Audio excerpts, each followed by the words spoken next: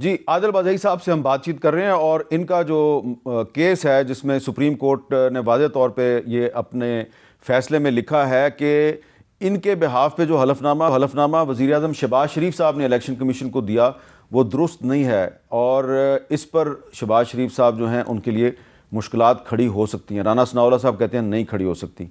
आदिल बाज़ई साहब, अब आपने साबित करना है अदालत में कि आप सही कह रहे हैं और शहबाज शरीफ साहब गलत कह रहे हैं। सर, मैं आपको एक बात बताना चाहता हूँ। फर्स्ट डे से मैंने अल्फ जो लिया, मेरा शोल्डर पे इमरान खान का तस्वीर लगा हुआ था, मैंने अल्फ लिया कौमी असम्बली में ऑफिशियल तस्वीर पड़े हुए मेरे नहीं। और ये तस्वीर आपने कोर्ट में भी दिखाई? कोर्ट में भी दी। ये दूसरी बात ये है, मैंने न प्राइम मिनिस्टर वोट दिए, न प्रेसिडेंट वोट दिए, न स्पीकर दिए, न डिप्टी स्पीकर। ये उस टाइम पे मुझे क्यों ना नहीं कर रहे थे, ये एक।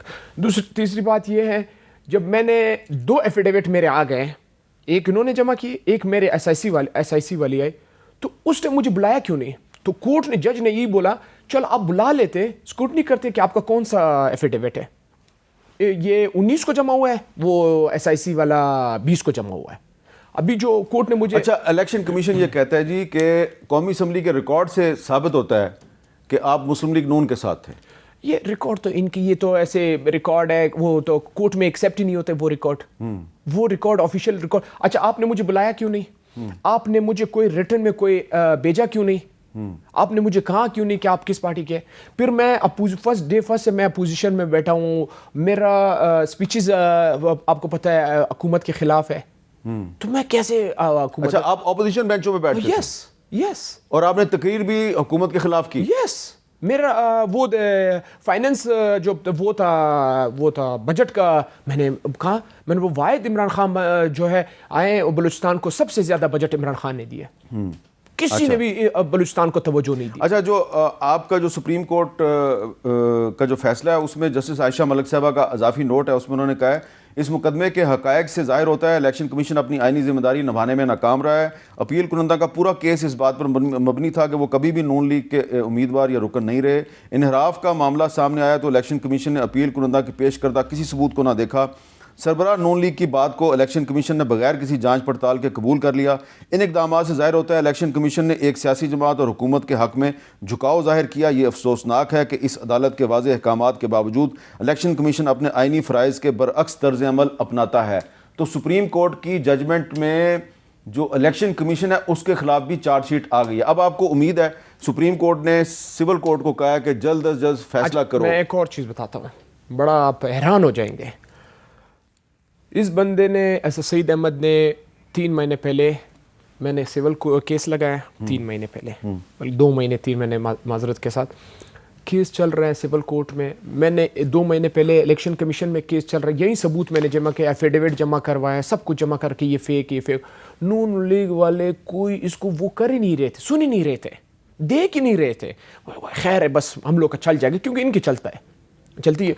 तो ये आपको पता है, उसके बाद जब जिस दिन 12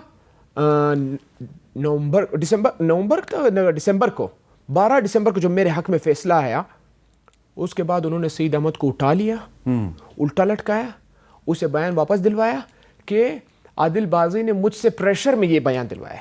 अच्छा, ये भी हुआ है। उल्टा मैं उस पे एफआईआर भी काटा उस सईद अहमद पे कि आप आदिल बाज़ई के प्रेशर में, एक आपको हमारे चीफ जस्टिस जस्टिस है जमाल मंदोखेल साहब, उनके भाई का बेटा है ज़रक मंदोखेल है, वो MP है, उन्होंने एफआईआर काटा है सईद अहमद पे कि ये जाके आदिल बाज़ई के प्रेशर में है और इन्होंने ये बयान गलत दिए। अच्छा, चले वो जज का भाई जो है उसका जो भी अच्छा, उन्होंने रिटर्न जमा किया, वो उसकी इनफरादी जिम्मेदारी है, इन्होंने रिटर्न जमा किए कि इन्होंने जो सईद अहमद है वो बाय हैंड उन्होंने उसको दिया कि मैंने आदिल बाज़ई से न मिला हूँ सिविल कोर्ट। तो अब आपको लगता है कि सिविल कोर्ट जो है इस मुकदमे का फैसला जल्द अज जल्द करेगी, क्योंकि मामला तो प्राइम मिनिस्टर का आ गया है। सिविल कोर्ट ने, पता है, ये इन लोगों ने एप्लीकेशन दिया कि केस ही ख़त्म कर दो और ये केस में कोई वो नहीं बनता है, स्टे नहीं बनता है। सिविल कोर्ट ने स्टे कंफर्म किया, बोले ये केस मैं आराम से सुनूंगा, तसल्ली से इस एक पॉइंट पे देखो। अच्छा, आपको कभी अगवा किया गया था या नहीं किया गया? नहीं, मुझे कभी अगवा नहीं किया गया। कभी नहीं अगवा नहीं, किया। नहीं, नहीं, तो वो जो अकील मलिक साहब ने हमारे शो पे कहा कि इनको अगवा किया नहीं गया। नहीं, अकील मलिक साहब तो कल किसी और प्रोग्राम में बैठे हुए थे कि आदिल साहब ने मुझे कहा है कि हाँ मैंने PMLN ज्वाइन किया। आज मैं असेंबली में मिला, मैंने बोला अल्लाह को भी जवाब देना है नहीं देना है। अच्छा, मैंने आज बोला, हंसने लगा। मैं हैरान हूँ इस तरह लोगों पे। हम लोग ये पैसा किस लिए कमाते हैं? हम लोग क्यों निकले इस माशरे में? क्यों भाग दौड़ कर रहे हैं? इज्जत के लिए कर रहे हैं। आप क्यों कर रहे हैं? इज्जत के लिए, इज्जत कमाने के लिए। इज्जत पे बात जब आ जाती फिर कोई चीज़ नहीं आता है। बहुत बहुत शुक्रिया। आदिल खान बाज़ई साहब हमारे कर रहे थे और सुप्रीम कोर्ट ऑफ पाकिस्तान ने इनकी कौमी असम्बली की रुकनीत भी बहाल की है और वो ये दावा कर रहे हैं कि वो कभी मुस्लिम लीग नून में उन्होंने शमूलियत इख्तियार नहीं की। वज़ीर-ए-आज़म की तरफ से जो इनके बिहाफ पे हलफनामा इलेक्शन कमीशन को दिया गया वो गलत था। नवाज़ शरीफ साहब ने जो इनके ख़िलाफ़ केस किया वो भी गलत था।